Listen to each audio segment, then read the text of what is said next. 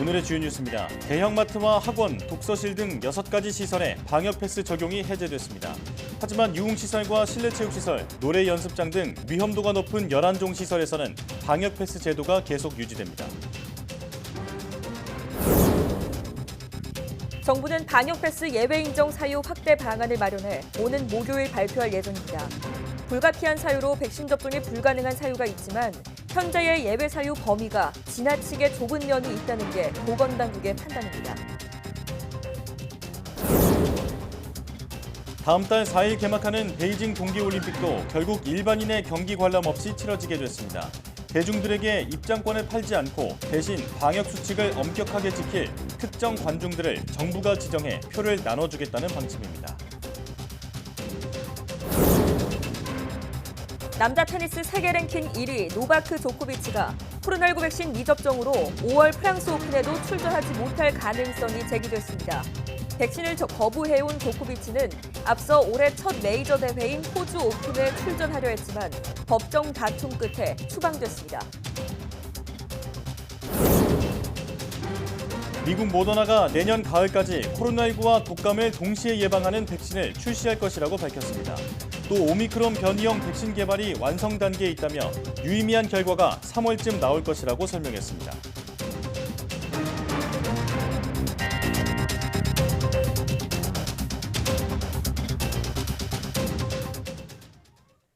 여러분 안녕하십니까? 사이언스 투데이 시작합니다.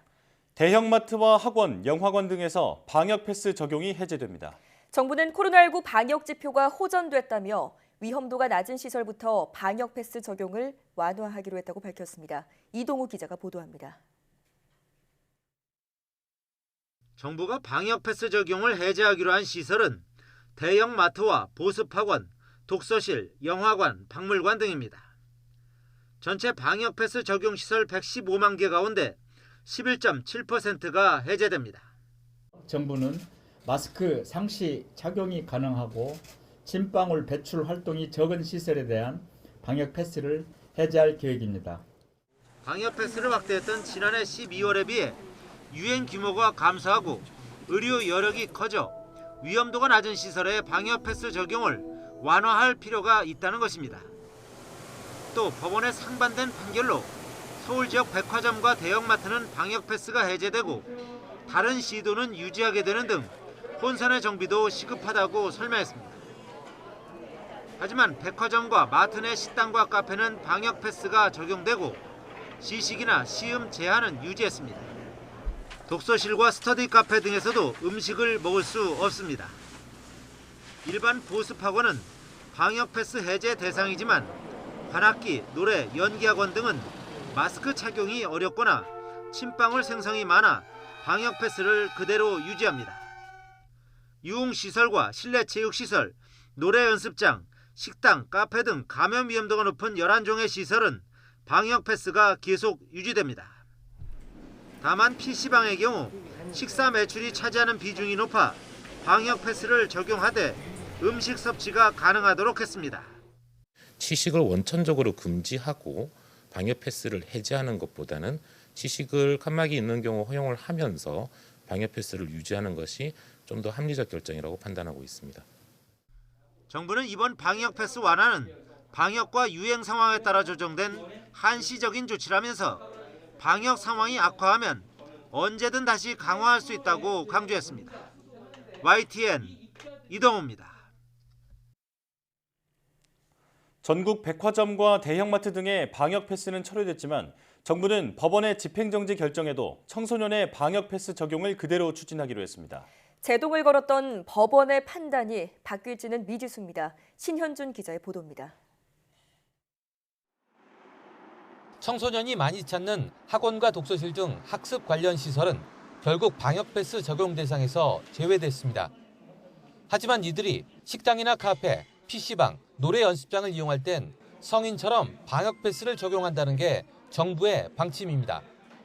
12살에서 18살 청소년 확진자가 전체의 28.8%로 여전히 비중이 높기 때문입니다.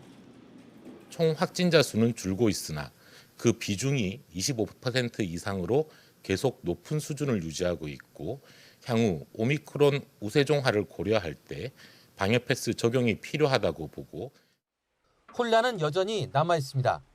정부가 청소년 방역 패스를 도입하기로 한 건 오는 3월 1일부터. 그런데 법원이 지난 4일 학원과 독서실의 방역 패스 효력을 정지한 데 이어 14일엔 서울 지역 청소년 대상 모든 방역 패스를 중지하라고 결정했습니다. 정부는 학습시설을 뺀 만큼 고위험 시설에서의 청소년 방역 패스에 대한 법원의 판단은 달라질 것으로 기대하고 있습니다. 학습권과 관계되어 있는 학습시설 등을 이번 조치에서 제외시켰기 때문에 법원의 판단이 달라질 수 있을 것이라고 기대하고 있고 향후 즉시항고 등을 통해 현재 청소년 3명 중 2명이 2차 접종까지 마쳤지만 1차 접종률 증가세는 학원 독서실의 방역 패스 효력을 정지한 지난 4일 이후 절반 수준으로 떨어졌습니다. 교육당국은 학생들의 백신 접종을 독려하고 오미크론 변이에 대비하면서 새학기 정상 등교도 추진해야 하는 삼중고를 떠안게 됐습니다. 기존의 PCR 검사를 보완하면서 학교 현장에 경증 확진자가 다수 발생할 상황에 대비하는 새로운 검사 방법과 관련된 방역 대응 체계를 선제적으로 협의하고 정부는 학생 감염이 증가해 수업이 어려워질 정도가 되면 학습시설에도 다시 방역 패스를 적용할 수 있다고 강조했습니다. YTN 신현주입니다. 방역당국은 코로나19 신규 환자 가운데 18세 이하 비중은 28%라며 이를 고려할 때 청소년 방역 패스 시행은 과한 조치가 아니라고 강조했습니다. 손영래 중앙사고수습본부 사회전략반장은 코로나19 확진자 가운데 18세 이하가 차지하는 비율은 연일 25% 이상을 기록하며 상당히 높은 비중을 차지하고 있다고 지적하고 이 때문에 청소년 방역 패스는 유지할 필요성이 있다고 밝혔습니다. 정부는 한편 방역 패스 예외 사유를 확대하는 방안을 오는 20일 발표할 예정입니다. 중앙방역대책본부는 백브리핑에서 질병관리청이 전문가들과 함께 방역 패스의 예외 대상을 넓히는 작업을 하고 있다며 이번 주 목요일 방역대책본부 브리핑에서 발표하겠다고 밝혔습니다.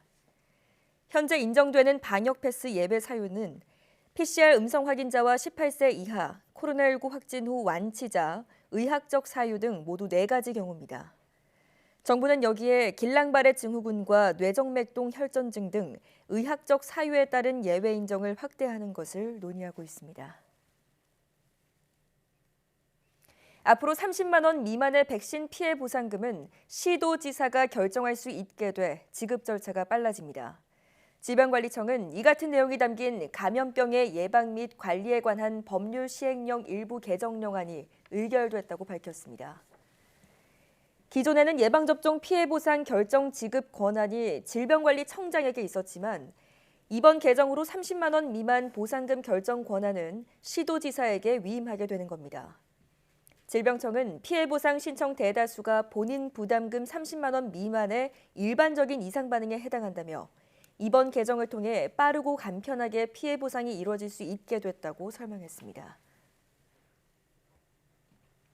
먹는 코로나19 치료제인 화이자의 팍스로비드가 사흘 동안 39명에게 처방됐습니다. 투약 이후 상태가 호전됐고 부작용 신고 사례는 아직 없는 것으로 나타났습니다. 이형원 기자입니다. 지난 13일 도입된 팍스로비드는 다음 날부터 처방돼 사흘 동안 39명이 투약받았습니다. 시설별로 보면 재택치료 환자 31명과 생활치료센터 입소 환자 8명입니다. 도입 물량 2만 1,000명분을 고려하면 3주 동안 하루 1,000명이 투약받을 수 있지만 실제 처방은 극히 일부만 이루어진 겁니다. 원칙적으로 투약 대상은 재택 환자나 생활치료센터 입소자 가운데 중증 진행 위험이 큰 65살 이상 고령층과 면역 저하자입니다. 특히 이들 모두 증상이 나타난 뒤 5일 안에만 팍스로비드 처방을 받을 수 있습니다. 이같이 투약 조건이 제한적인 데다 병용 금기 약물도 28가지에 달해 보수적인 처방이 이루어졌다는 평가입니다. 65세 이상의 환자 중에서 증상이 나타난 지 5일 이내에 또 병용 금기 약물들을 고려를 하게 되면 그 대상이 굉장히 제한적일 수밖에 없습니다. 최근 3차 접종이 빠르게 진행되면서 고령층 확진자가 10%대로 줄어든 점도 영향을 미쳤을 거란 분석입니다. 다만 실제로 처방이 필요한 환자도 진단이 늦어져 투약을 못 받는 사례가 생길 수 있어 주의가 필요합니다. 증상 발현 이후 5일이 지나면 팍스로비드 처방이 불가능한 만큼 조기 진단이 중요하다는 겁니다. 주변으로의 전파를 차단하고 이런 관점이 중요했다면 약물을 투여할 수 있는 기회를 어떤 것 하나라도 더 가지려면 빨리 진단받는 게 중요하다. 현재까지 팍스로비드 관련 부작용 신고 사례는 없습니다. 처방받은 환자들은 투약 전보다 증상이 호전돼 위중증 진행은 없는 것으로 확인됐습니다. 이렇게 약을 먹고 상태가 좋아져도 사용을 중단해서는 안 되고 하루 2번씩 5일 동안 복용법을 반드시 지켜야 제대로 된 효과를 볼 수 있습니다. YTN 이영훈입니다. 보건복지부가 한국을 비롯해 태국, 필리핀, 베트남, 우크라이나, 뉴질랜드 등 6개 국가에서 4천여 명의 국산 코로나19 백신 임상시험 지원자를 모집했다고 밝혔습니다. 복지부는 범정부 코로나19 백신 치료제 임상시험 지원 TF 회의를 열고 코로나19 국산 백신 개발 진행 상황을 논의했다며 이같이 밝혔습니다. 이번에 모집된 4천여 명은 SK바이오사이언스의 임상 3상 참여자로 SK바이오사이언스는 지난해 8월 30일 총 3,990명 규모를 목표로 첫 투여를 개시한 후 5개월 만에 참여자 약 4천 명을 모집했습니다. 복지부는 SK바이오사이언스가 신속한 검체 분석과 데이터 확보를 통해 올해 상반기 중에 백신 개발을 완료할 예정이라고 밝혔습니다. 코로나19 장기화에 따른 심리 불안으로 극단적 선택을 하는 학생들이 급증한 가운데 정부가 학생들의 심리와 정서 회복 지원을 강화합니다. 교육부는 이 같은 내용의 코로나19 극복을 위한 학생 건강 회복 지원 방안을 발표했습니다. 교육부는 코로나 확진 학생 7만 9천여 명에게 정신과 전문의와 연계해 심리 안정을 위한 의료 서비스를 제공하고 자해 시도 등 정신건강 고위험군 학생에게는 치료비를 최대 600만 원 한도에서 지원하기로 했습니다. 또 백신 접종 뒤 중증 이상 반응이 있는 청소년은 인과성을 인정받지 못해도 개인별 최대 500만 원까지는 의료비를 실비로 지원받을 수 있도록 했습니다.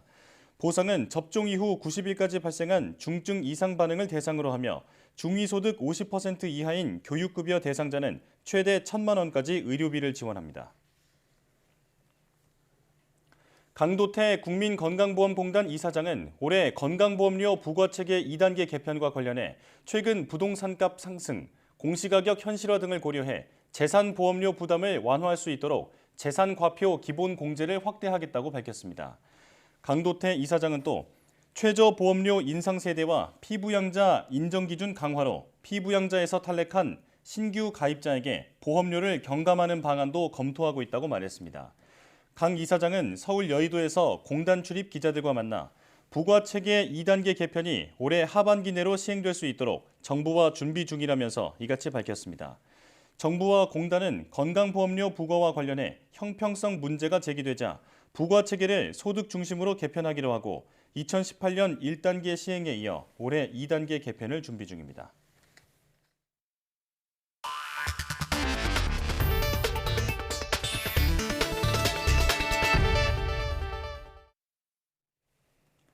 미국에서 하루 평균 코로나19 신규 확진자가 나흘째 80만 명 선을 유지하며 정체 양상을 보이고 있습니다. 하지만 후행 지표인 입원 환자는 대유행 이후 또 최고치를 기록하며 의료 체계에 부담을 주고 있습니다. 워싱턴 강태욱 특파원의 보도입니다.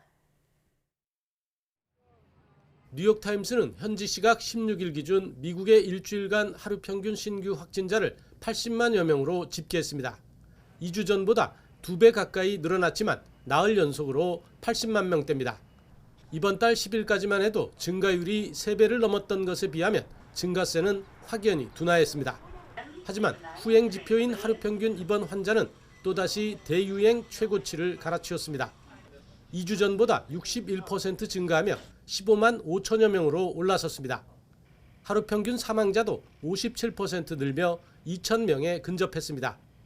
오미크론 확산의 진앙지였던 뉴욕주에서는 감염자 추이가 꺾인 상황이 이어지면서 희망을 얘기하고 있습니다.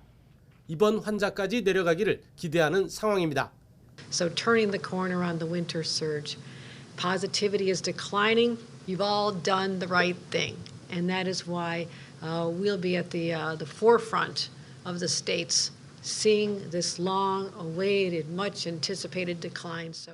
하지만 당장에는 입원 환자가 전체 병원의 절반가량 차지하면서 어려운 상황이 지속되고 있습니다. 연방정부로부터 군 의료팀을 지원받기로 했는데도 800명의 의료진을 추가로 배치해달라고 요청했습니다. 이런 가운데 비백머시 공중보건서비스 단장은 전국적인 상황이 뉴욕주와 같은 속도가 아니라고 진단했습니다. 정점이 며칠 내로 오지 않을 수 있다며 앞으로 몇 주가 힘들 수 있다고 경고했습니다. 워싱턴에서 YTN 강태욱입니다. 미국인 5명 중 1명이 코로나19에 걸린 적이 있는 것으로 집계됐습니다. 미국 존스홉킨스 대학은 현지 시각 17일 미국의 코로나19 누적 확진자를 6,640만 5천여 명으로 집계했습니다. 이는 3억 3,100여만 명인 미국인 가운데 5명 중 1명꼴인 20%가 지난 2년간 이어진 전염병의 세계적 대유행 기간에 코로나19에 감염됐다는 뜻입니다. 미국의 이런 확진자 규모는 단일 국가로는 세계에서 가장 많은 것이며 전 세계 누적 확진자의 20.1%에 달합니다. 오미크론 변이가 코로나19 사태의 마지막 대유행일지 예측하기는 아직 이르다고 앤서니 파우치 미국 국립알레르기 전염병 연구소 소장이 밝혔습니다. 파우치 소장은 현지 시각 17일 화상회의로 진행된 세계 경제 포럼에 참석해 모든 이가 바라는 것처럼 오미크론 변이가 살아있는 마지막 바이러스가 될지는 답하기 어려운 문제라고 말했다고 미국 언론이 보도했습니다. 파우치 소장은 이는 기존 변이의 면역 반응을 회피하는 또 다른 변이가 나타나지 않을 때만 그렇게 될 것이라고 설명했습니다. 또 이 질병을 완전히 제거하지는 못할 것이라며 바라건대 전염 수준이 낮아져 그게 정상적인 사회적, 경제적, 기타 상호작용을 방해하지 않게 될 것이고 그게 새로운 정상이라고 강조했습니다. 영국에서 코로나19 신규 확진자가 빠르게 감소하는 가운데 세계보건기구 WHO 전문가가 코로나와 싸움에서 터널 끝에 빛이 보인다는 희망적인 평가를 내놨다고 일간 더타임스 등이 보도했습니다. 데이비드 나바로 WHO 코로나19 특사는 현지 시간 17일 스카이뉴스에서 영국의 관점에서 볼 때 터널의 끝에 빛이 보이는 것 같다며 다만 그 끝에 도달하는 과정이 평탄치는 않을 것이라고 말했습니다. 나바로 특사는 팬데믹 끝이 멀지 않았다고 상상하는 건 가능하지만 앞으로 더 많은 변이가 출현하고 오미크론 변이가 다시 급증할 가능성 등에 모두 대비해야 한다고 덧붙였습니다. 더타임스는 나바로 특사의 이런 평가는 영국의 팬데믹 종식 가능성을 시사하는 것이라고 전했습니다. 영국의 전날 코로나19 신규 확진자는 7만 9,900여 명으로 일주일 새 30% 이상 줄었고 입원 환자 수도 2,180명에서 1,604명으로 엿새 연속 감소했습니다. 지난해 도쿄올림픽에 이어 다음 달 4일 시작되는 베이징 동계올림픽도 일반인들의 경기 관람이 무산됐습니다. 입장권을 파는 대신 미리 정해놓은 관중들만 입장시킬 예정입니다. 호준석 기자가 보도합니다. 화려하게 막을 올린 도쿄올림픽. 그러나 코로나19 창궐로 몇몇 종목을 빼고는 관중 없이 치러졌습니다. 입장권 수입 9,300억 원이 날아갔고 역대 최대의 적자를 낸 것으로 추정됩니다. 이미 지난해 해외 관람객을 안 받겠다고 선언한 베이징 동계올림픽 조직위원회가 개막을 보름 남짓 앞두고 중국인들에게도 입장권을 안 팔겠다고 발표했습니다. 대신 방역 수칙을 엄격하게 지킬 특정 그룹의 관중들에게 표를 나눠주겠다는 것입니다. 그게 누구인지 규모는 어느 정도인지는 밝히지 않았습니다. 시진핑 주석의 장기 집권이 확정되는 올해 안방에서 열리는 세계적 잔치를 무관중으로 치르고 싶지는 않았던 중국 정부가 절충안을 내놓은 것입니다. 中国有信心为世界奉献一场简约、安全、精彩的奥运盛会. 그러나 입장권 수입 포기와 막대한 적자 부담은 불가피해졌습니다. 오미크론 확산으로 제로 코로나가 위협받고 있고 개막식이 최대 명절인 춘제 연휴와 겹치는 등 위험 요인이 가중되자 선택한 고육책입니다. YTN 호준석입니다. 중국이 최근 수도 베이징에서 발생한 한 건의 오미크론 변이 감염 사례가 해외에서 온 우편물을 통해 발생한 것일 수 있다고 주장했습니다. 베이징시 질병통제센터는 기자회견에서 오미크론 변이 감염자가 업무 중 국제 우편물을 취급했으며 지난 11일 받은 국제 우편물에서 양성 반응이 나왔다며 이같이 밝혔습니다. 베이징 질병통제센터는 또 해당 우편물은 지난 7일 캐나다에서 발송돼 미국과 홍콩을 거쳐 베이징에 도착했다고 덧붙였습니다. 아울러 이번 감염자가 발병 직전 2주 동안 베이징을 떠난 적이 없으며 바이러스 유전자 분석 결과 미국과 싱가포르에서 입국해 오미크론 감염 판정을 받은 사람들과 유사성이 높다는 근거를 들었습니다. 일본에서 코로나19가 빠르게 퍼지면서 현재 세계 광역 지방자치단체에 적용되는 방역 비상조치가 수도 도쿄 등 10여 개 광역 지자체에도 추가 적용될 것으로 보입니다. 교도통신과 NHK 등에 따르면 도쿄도와 수도권 3개 현 지사는 17일 저녁 화상회의를 열고 정부의 만연 방지 등 중점 조치 적용을 공동으로 요청하기로 했습니다. 현재 오키나와 현과 야마구치 현, 히로시마 현의 중점 조치가 적용되고 있습니다. NHK에 따르면 17일 오후 6시 30분 일본 전역에서 새로 확인된 코로나19 확진자는 2만 991명으로 주말 검사 건수 감소 영향으로 신규 확진자 수가 감소하는 월요일 기준으로 2만 명대를 기록한 것은 처음입니다. 백신 미접종을 이유로 호주에서 추방당한 남자 테니스 세계 랭킹 1위 노박 조코비치. 손실은 호주 오픈 출전 불가에 그치지 않았습니다. 사상 첫 메이저 대회 21승 도전이 무산됐을 뿐 아니라 세계 1위 자리도 흔들리게 됐습니다. 보도에 이지은 기자입니다. 세계 랭킹 1위 조코비치가 결국 호주에서 쫓겨났습니다. 경유지 두바이에서 팬들의 요청에 사진을 찍어주며 여유를 잃지 않는 조코비치. 호주 입국 때 구금 굴욕을 겪고 법원 판결로 잠시 자유를 얻었지만 백신 반대 정서를 부추길 수 있다는 결정에 따라 추방됐습니다. I can confirm that Mr. Djokovic departed Australia last night. So that was on the basis of the full federal court upholding the decision of Minister Alex Hawke to cancel Mr. Djokovic's visa. 9차례 우승한 호주 오픈에서 나달과 페더러를 제치고 메이저 21승을 달성하려던 계획도 무산됐습니다. 메드베데프 등 추격자들의 쫓기는 세계 1위 자리도 위태로워졌습니다. 또 3년간 호주 입국이 금지돼 언제 돌아올 수 있을지도 불투명합니다. 개인적 신념에 따라 코로나19 백신 접종을 거부하고 있는 조코비치.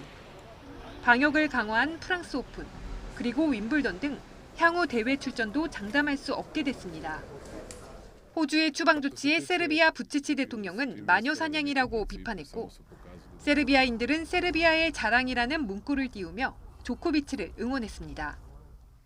남자 프로테니스 협회는 호주 정부의 결정을 존중한다면서도 역사상 가장 위대한 챔피언 중 한 명의 호주 오픈 불참은 대회에도 큰 손실이라고 밝혔습니다. YTN 이지은입니다.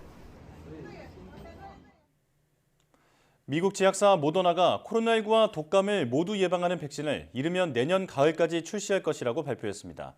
스테판 방세 모더나 CEO는 온라인으로 열린 다보스 포럼에서 사람들이 겨울마다 2, 3회가 아닌 연간 1회만 백신을 접종하는 것이 목표라며 이같이 밝혔습니다. 이와 함께 현재 모더나가 개발 중인 오미크론 예방을 위한 전용 mRNA 백신 개발은 완성 단계에 있다며 향후 몇 주 안에 임상시험에 들어갈 것이며 유의미한 결과는 3월쯤 나올 것이라고 설명했습니다. 프랑스에서 이르면 이번 주말부터 코로나19 백신을 맞아야만 식당, 카페와 같은 다중이용시설에 들어갈 수 있게 됩니다. 프랑스 하원은 현지 시간 16일 찬성 215표, 반대 58표로 코로나19 보건증명서를 백신 증명서로 대체하는 법안을 통과시켰다고 일간 르몽드 등이 전했습니다. 지금까지는 백신을 맞지 않았더라도 24시간 안에 받은 코로나19 검사 결과가 음성이면 증명서를 발급해줬지만 이제는 백신을 접종하거나 코로나19 항체가 있어야만 주게 됐습니다. 영화관, 공연장, 경기장 등 대부분의 문화 여가시설과 장거리를 이동하는 버스, 기차, 비행기 등 대중교통에서도 코로나19 백신을 접종했다는 증명서를 보여줘야 합니다.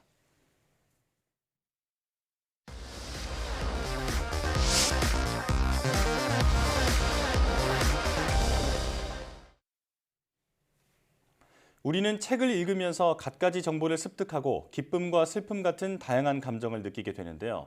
독서는 뇌를 활성화하게 만드는 행위로 책을 자주 읽는 것이 뇌 건강에 도움이 된다고 합니다. 오늘 사이언스 앤 라이프에서는 독서의 중요성부터 책 읽기 습관을 기르는 법까지 독서 속 과학 원리에 대해 알아보겠습니다. 화면으로 함께 보시죠.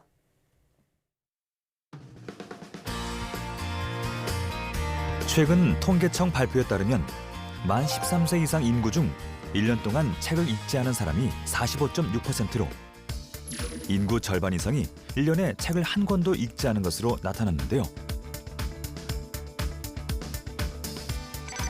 업무 등으로 시간이 없다거나 책을 읽는 습관이 없다는 이유로 독서를 멀리하고 있죠. 하지만 독서의 중요성은 다양한 매체를 통해 전해지고 있는데요. 그렇다면 어떻게 독서 습관을 기를 수 있을까요? 책만 펼치면 잠이 쏟아지는 분들을 위해 책 읽기의 중요성부터 자신만의 책 읽기 습관 기르는 법까지, 그리고 독서의 숨은 뇌과학은 어떤 것이 있는지 함께 알아보겠습니다.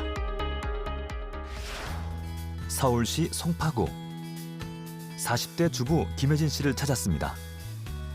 승현아 일어났어? 책 읽을까 우리? 우리 일어났는데 책 좀 볼까? 나 이거 조금만 볼래. 안 돼. 우리 책 보고 독후감 써야 된단 말이야. 아니 왜? 이것만 보고 너 할게. 그러면 핸드폰 납수한다. 아니 왜? 책 읽고 그러면 엄마가 유튜브 다시 보게 해줄게. 알았어. 아들과 책 읽기가 쉽지만은 않은데요. 승현이 뭐 읽을까 우리? 아 나 이거. 아, 너 이거 알아? 이거 이런 위인전 읽자 우리. 나 이거 해보고 싶은데. 왜 이렇게 책을 이렇게 읽으라고 하세요? 지금 10살인데 독서하는 습관이 중요하다고 하잖아요. 그래서 독서하는 습관 기르려고 같이 읽고 있습니다. 어머니도 책을 자주 읽으세요? 아니요. 1년에 한두 번 정도 읽나? 그 정도밖에 못 읽고 있어요. 책 읽는 거 좋아해요? 아니요, 지겨워서 좀 재미없어요. 엄마가 책 읽는 거 많이 봤어요? 좀 별로요? 별로 읽은 적은 없는 것 같아요. 그럼 그렇게 책 읽는 게 어려운 이유가 뭐예요? 요즘 유튜브나 책을 통해서 많이 읽게 되니까 책을 좀 더 멀리하게 되는 것 같아요. 왜 책을 멀리해요? 아, 정말 저거 시간도 없고요. 그리고 무엇보다도 책 읽는 게 힘들어요. 예전보다는 더 많이 힘든 것 같아요. 성인과 초등학생 연간 종이책 독서량을 비교한 결과 큰 차이를 보였는데요. 최근 성인들의 독서량은 더욱 감소하는 추세랍니다. 책 읽는 거 이렇게 어려워하시는 거예요? 전업주부이다 보니 만날 사람도 적어지고 말할 게도 줄어들어서 어휘력도 떨어지는 것 같아서 책을 읽으면 좋아질까 싶어서 책을 읽으려고 했는데 나이가 들어갈수록 책도 오래 못 읽겠고 오랫동안 앉아있기가 힘든 것 같아요. 그러다 보니 책을 멀리하게 되더라고요. 김혜진 주부와 같이 책 읽기가 어렵게 느끼는 분들 많을 텐데요. 그런데 우리가 이렇게 책 읽기가 어려운 것에는 과학적인 이유가 따른답니다. 우선 인류의 역사를 보면 현 인류라 불리는 호모사피엔스가 나타난 것이 20만 년 전으로 대부분 문자 없이 살아왔기 때문에 글을 읽고 그 뜻을 이해하는 독서는 우리 뇌에 익숙하지 않은데요. 게다가 우리 뇌는 산만함과 여러 곳에 주의를 옮기는 멀티태스킹을 할 때 도파민이 발생하기 때문에 얌전히 앉아 책을 읽는 것이 힘들다고 느껴지는 것은 어찌 보면 당연한 일인 겁니다. 그렇다면 독서는 우리에게 어떤 영향을 주는 걸까요? 여기에는 뇌과학이 존재한답니다. 독서와 뇌과학, 어떤 연관이 있는 걸까요? 독서를 할 때는 뇌의 시지각 영역, 그리고 분석, 그다음에 이해 또는 기억하는 전두엽 영역, 독서를 하는 동안에 주변의 상황에 어떤 불필요한 정보들을 억제하는 전전두엽 기능, 이러한 주요 기능들이 동시에 활성화되기 때문에 우리가 고도 정보 처리 기능이 동시에 활성화된다고 할 수 있겠습니다. 특히 문자는 다양한 조합으로 여러 뜻을 나타내기 때문에 언어와 관련된 베르니케와 브로카 영역이 활성화되는데요.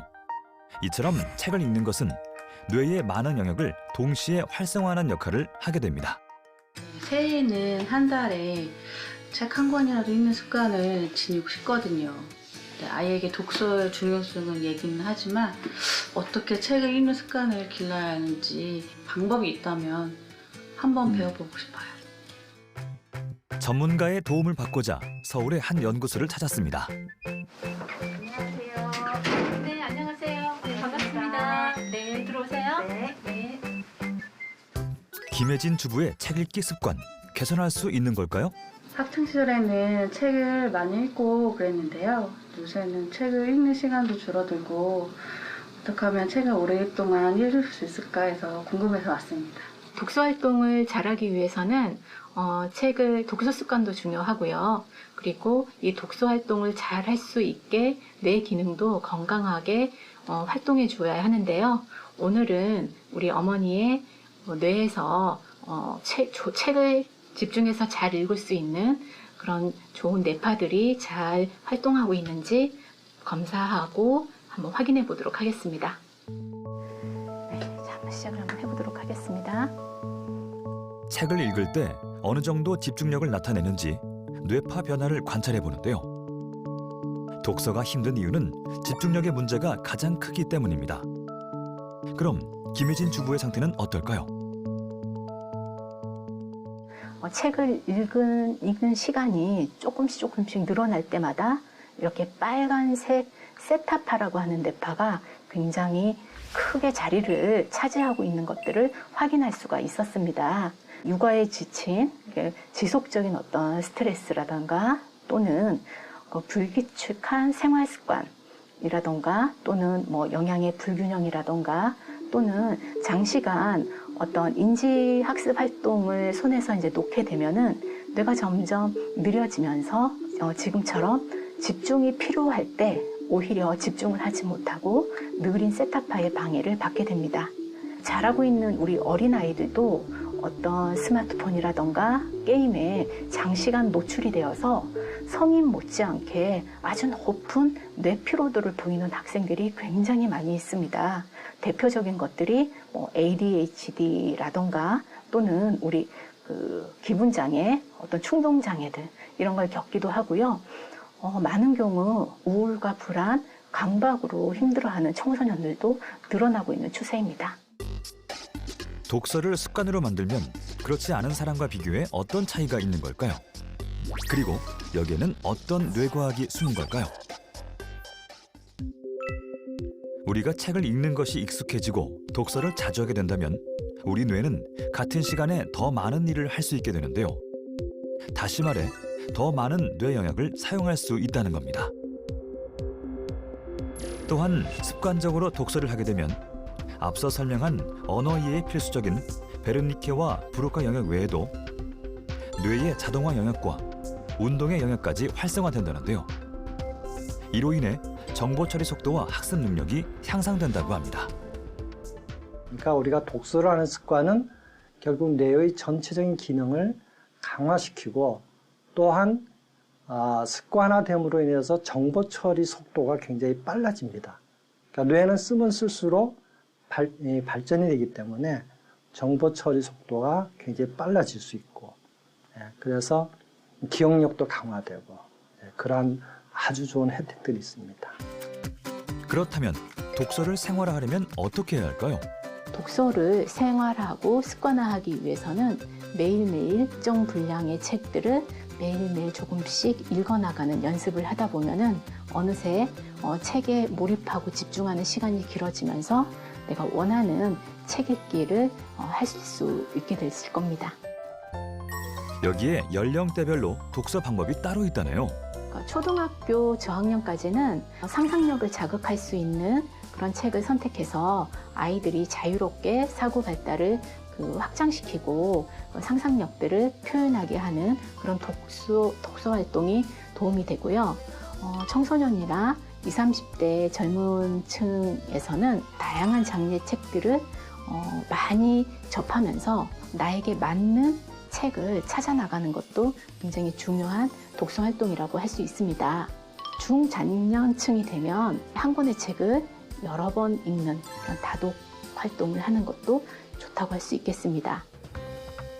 그런데 카페 등에서 책을 읽을 때 집중이 더 잘 될 때가 있는데요. 실제로 카페 소음이 집중력을 높이는 데 도움이 된다고 합니다. 한 연구에 따르면 백색 소음이 집중력과 기억력을 높이고 스트레스는 낮추는 효과가 있다고 밝혔는데요. 최근 전자책, 오디오북 등 다양한 매체의 등장으로 종이책과 같은 일반 도서를 읽는 비중이 줄고 있는데, 그렇다면 전자책과 같이 디지털 읽기와 종이책 읽기에는 어떤 차이가 있는 걸까요? 종이책은 하나의 물리적인 실체를 가지고 활동하는 독서 활동이기 때문에 다양한 그 감각들을 동원해 가면서 책을 읽게 됩니다. 어떤 책이 주는 무게라든지 표지의 아름다움이라든지 또는 책장을 넘기는 그런 어떤 손의 감촉이라든지 이런 것들이 우리 책 읽는 동안 끊임없이 우리 뇌를 자극하면서 전자책보다는 훨씬 더 많은 영역의 뇌를 자극하게 되는 거죠. 그러다 보니 우리가 종이책을 읽을 때 훨씬 더 조금 몰입이 좀 쉽게 될 수가 있는 그런 장점을 가지고 있다고 할 수가 있습니다. 오디오북 같은 경우 특히 고연령대에 추천하는 독서 방법으로 내용을 따라 경청하고 기억하면서 기억력 향상과 인지 활동에 도움을 주는 장점이 있답니다. 각 매체가 주는 독서 장점을 잘 활용해 자신에게 맞는 독서 습관을 기르는 것이 중요한데요. 제가 스트레스 때문에 집중력이 떨어져서 많이 놀랐어요. 그래서 아이에게 좋은 독서 습관을 길러주려면 아이가 책 읽는 즐거움을 경험하도록 도와줘야 할 것 같고요. 저도 아이와 함께 책 읽는 기쁨을 찾아봐야 할 것 같아요. 기억력을 높이는 최고의 방법, 독서. 새해에는 나만의 독서 습관을 기르고 독서가의 길로 빠져보는 건 어떨까요?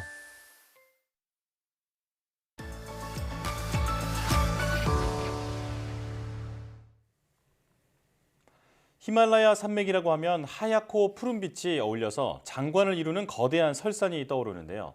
지구온난화로 기후변화가 가속화되면서 이 히말라야 빙하도 완전히 사라질 것이라는 어두운 전망이 나오고 있습니다.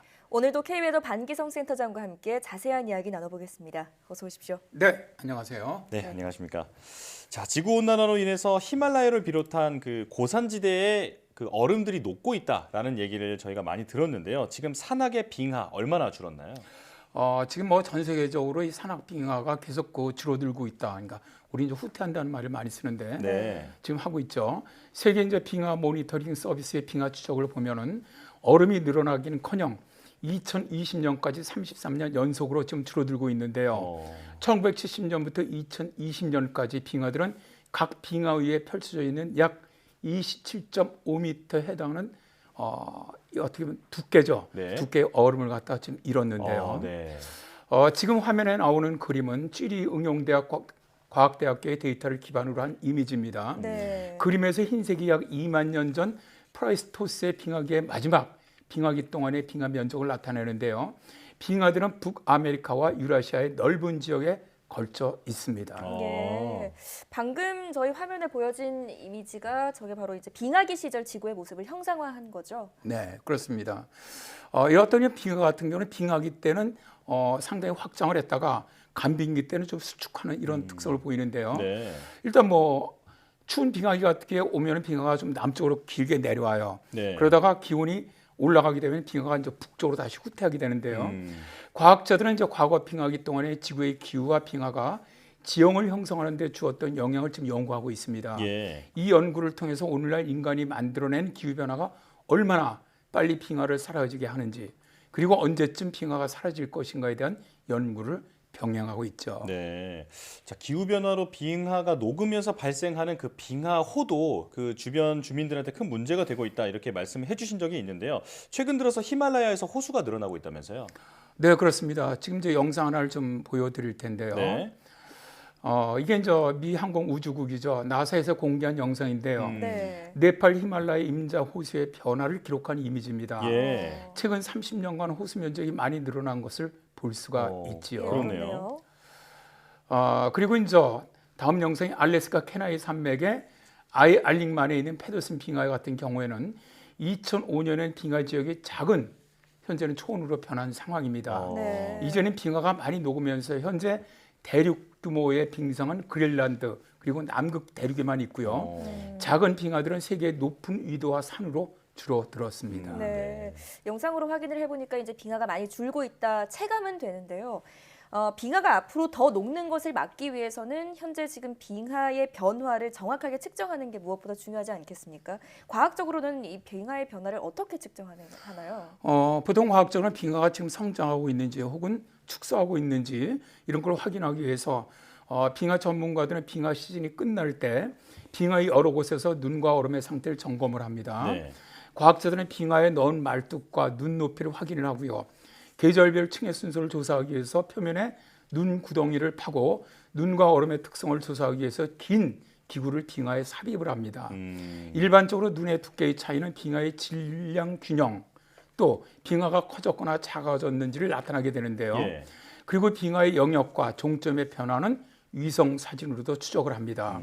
과학자들은 전체 빙하 10만 개 중에서 극소수의 빙하만을 지속적으로 오랫동안 관찰해서 측정해 오고 있는데요. 네. 과학자들은 약 40개 정도의 빙하로 이루어진 이 세계적인 컬렉션을 기후 기준 빙하라고 부릅니다.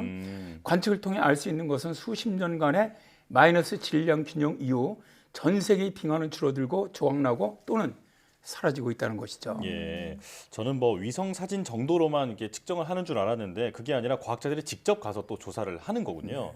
자, 그렇다면 산악의 빙하가 녹는 그 주된 이유는 뭔가요? 일단 뭐 지금 지구의 기후가 따뜻해지고 있다는 가장 큰 증거 중에 하나가 바로 빙하가 사라진다는 것이거든요. 예. 조나산 캐리빅 영국 리치대 소속 빙하학자는 의문의 여지없이 주된 요인은 기후변화다. 히말라야 빙하의 적응 속도는 기후만큼 빠르지 못하다라고 주장하기도 했습니다. 네. 최근에는 지구 온난화로 남극이나 북극의 빙하가 비교적 또 빠르게 녹고 있다라는 연구 결과들이 지금 나오고 있는데 지금 남극, 북극 빙하뿐 아니라 산악 빙하의 녹는 속도도 빠르다고요. 일단 그 빙하 전문가 모리펠트라는 사람은 빙하 손실 속도가 1980년대까지 171mm에서 1990년대까지 460mm, 2000년대까지 500mm에서 2000년대 이후에 889mm로 빨라졌다고 주장을 했는데요. 네. 산악빙하가 녹고 있다는 가장 최근의 연구는 2022년 1월 4일 베네수엘라 로스 안데스 대학 환경과학 연구소의 발표인데요. 남미의 가장 큰 산맥인 안데스 산맥의 베네수엘라에서 빙하가 남은 곳은 단 한 군데인데 네. 이마저도 아주 매우 빠르게 지금 녹아내린다는 건데요. 만년설이 녹아내리면서 지면이 드러나고 있는 것은 해발 4,000m 움볼드트 빙하로 베네수엘라에 남아있는 유일한 산악빙하입니다. 움볼드트 빙하는 1910년대까지만 하더라도 축구장 300개 면적을 가진 정말 넓은 빙하였는데 지금은 축구장 5개 면적의 빙하만 남아 있습니다. 아시아의 가장 큰 산악빙하는 히말라야 산맥에 위치해 있는데 이 빙하도 급속히 감소하고 있다고 합니다. 그렇군요. 자, 그렇다면 지금처럼 빙하가 계속 녹게 된다면 언젠가는 히말라야 산맥에 있는 빙하도 다 녹아 없어질 수 있다. 이런 전망이 나오고 있는 거군요. 네, 2021년 12월 20일 미국 유타 대학 등 국제공동연구팀이 학술지 네이처에 잠해진 사이언티픽 리포트를 통해서 발표된 내용을 보면은 히말라야 산맥에서 최근 40년의 해빙 속도가 그 이전 7세기 동안보다 무려 10배나 더 빨리 사라지고 있다고 하는데요. 네. 연구팀은 빙하들의 위성 사진을 스캔을 해서 빙하가 고대부터 지금까지 계곡 사이를 천천히 지나오며 남겼던 거대한 자국과 잔해 등을 추적한 다음에 15,000개 추정한 과거 빙하의 분포 범위를 현재와 비교를 해봤습니다. 네. 그랬더니 소빙하기라고 불리는 1300년에서 1800년 사이에 만들어졌던 빙하가 그 이후에 지금까지 히말라야 빙하 전체 면적의 40% 정도가 사라졌다는 겁니다.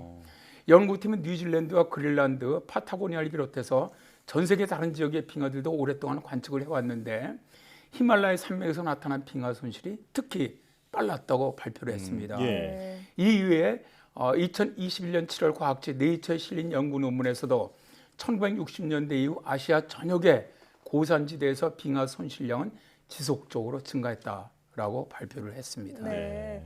자, 이 남극과 북극의 빙하가 녹으면 지구 온난화가 더 심해질 수 있다. 그동안 여러 차례 말씀을 하셨는데요. 이 산악의 빙하가 녹으면 어떤 일이 벌어질까요? 일단 빙하가 녹기 시작하면 가장 먼저 나타나는 피해가 빙하 호수입니다. 빙하 네. 홍수. 일단 빙하에서 녹은 물로 인해서 더 빈번하고 큰 피해가 발생할 것으로 예상이 되는데요. 빙하가 녹으면서 끌고 내려오는 얼음이라든가 흙, 자갈들은 산중턱에 일시적으로 댐을 만듭니다. 네. 근데 급격히 빙하가 녹아서 대량의 물이 유입된다면 이 댐을 무너져 내리면서 그 하류 지역에 엄청난 재난을 불러일으키죠. 네. 빙하 홍수라고 불리는 이런 현상은 네팔에서는 아주 흔한 일이고요. 네. 인근 지역인 인도에서도 자주 발생하고 있습니다. 네. 자, 이 히말라야 같은 고산지대에서는 그 녹은 빙하를 식수로 사용하는 사람들이 많다고 들었는데요. 이렇게 빙하 갑자기 녹게 되면은 여기에도 큰 혼란이 생길 것 같은데 어떤가요? 네, 그렇습니다. 지구상에 있는 높은 산맥에는 이 만년설이라든가 빙하가 많이 있거든요. 네. 근데 이 빙하들에서 녹은 물로 수십억 명의 인류가 도움을 받고 있고요. 빙하가 저지해주는 기후변화 효과도 아주 크다고 알려져 있습니다. 네.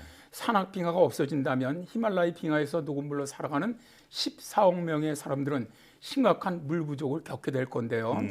히말라야 빙하는 몇천 년 동안 서쪽의 인더스 문명부터 동쪽의 황하 문명까지 고대의 위대한 문명을 가능케 한 물의 공급원으로서 전 세계 인구의 5분의 1에 해당하는 사람들을 생존하게 하는 급스탁 역할을 갖다 수행하고 있다고 보통 과학자들은 말합니다. 네. 히말라야 빙하에서 녹은 물이 기온 40도까지 치솟는 환경인 인도 북부와 방글라데시에 사는 3억에서 4억 명의 생명줄이 되는 것이죠. 또 인더스강의 눈 녹은 물이 생명줄인 파키스탄의 1억 8천만 명 인구의 대다수에게도 마찬가지입니다. 네. 중국의 경우 가장 거대한 강들은 바로 티베트 고원의 고지역에서 기원하고 있고요. 즉 히말라야라든가 카라코람이라든가 티베트의 빙하와 눈은 지구 인구의 적어도 5분의 1에 해당하는 14억 명에게는 매우 중요한 생명줄이나 다름없기 때문에 빙하가 다 녹아 물이 사라진다면 이 지역으로는 심각한 물 분쟁이 발생할 것으로 전문가들은 보고 있습니다. 네.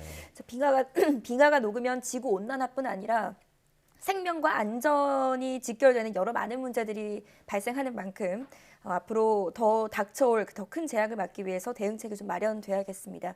지금까지 K웨더 반기성 센터장과 함께했습니다. 말씀 잘 들었습니다. 네, 고맙습니다.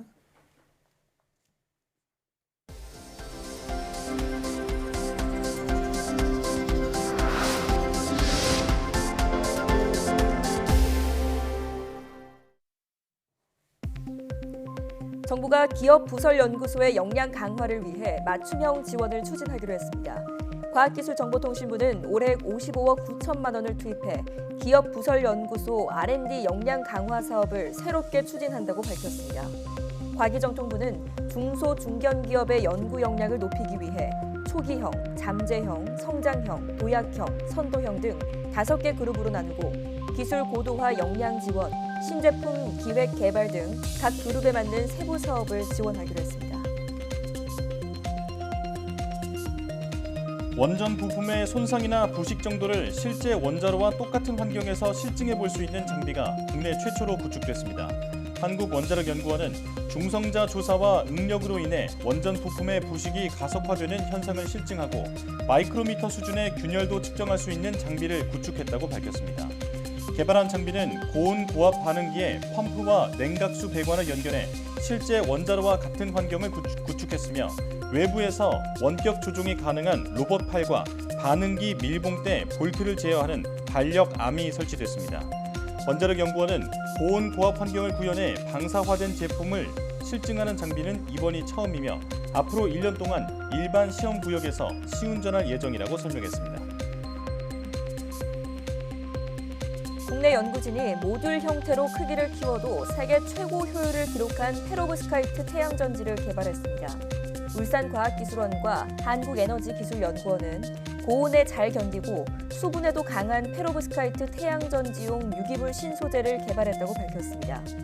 연구팀은 개발한 소재를 적용해 페로브스카이트 태양전지를 만든 결과 대면적인 25제곱센티미터 크기의 모듈 형태로 만들었을 때도 21.83%라는 고효율을 기록했으며 이는 세계 최고 수준이라고 설명했습니다. 국내 연구진이 서로 다른 초음파를 합쳐 유방암 진단의 정확성을 높인 딥러닝 모델을 개발했습니다. 포스텍 김철원 교수팀은 종양 구조를 선명히 보여주는 그레이스케일 초음파와 조직의 단단한 정도를 측정하는 변형 탄성 초음파를 결합해 유방암을 진단하는 딥러닝 모델을 개발했다고 밝혔습니다.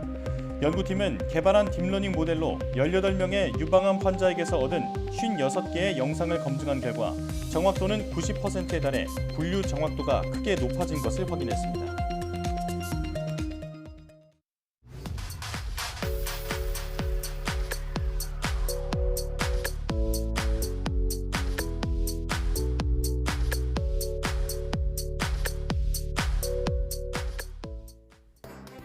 전 세계 모든 나라가 치열한 과학기술 경쟁을 벌이는 시대에 차기 정부는 과연 어떤 과학 육성 정책을 갖게 될지 알아보는 토론회가 내일로 다가왔습니다. YTN사이언스가 과학기술단체 총연합회와 함께 대통령 후보들의 과학정책 구상과 비전을 들어보는 과학정책 토론회인데요. 첫 순서로 내일 오후 4시 15분 더불어민주당 이재명 후보와의 대화를 생중계해드립니다. 따라서 내일 오후 사이언스투데이 뉴스는 토론회에 이어 평소보다 1시간 늦은 오후 5시에 시작합니다. 많은 시청 바랍니다. 사이언스투데이 마칩니다. 여러분 고맙습니다.